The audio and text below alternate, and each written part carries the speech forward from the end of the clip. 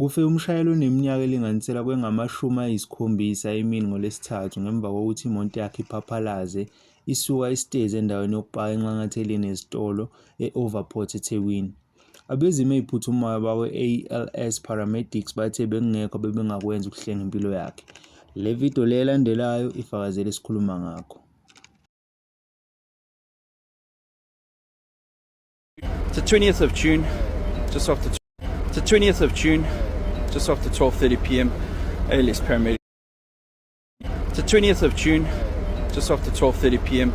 ALS paramedics currently in the scene of a horrific single vehicle collision, which occurred when a vehicle somehow lost control and plowed through the garage of the atrium shopping centre and landed on its roof below. As you can see, members from Durban Fire Department and Metro Police Search and Rescue are in attendance as well.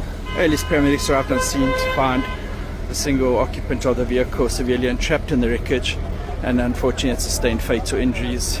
There was nothing paramedics could do for him, and he's been declared deceased at the scene. The scene is on Oakport Drive and Overport, and the roadway has been closed, so I'd advise all motorists to avoid this area at all costs. All necessary on attendance, and we'll be investigating further.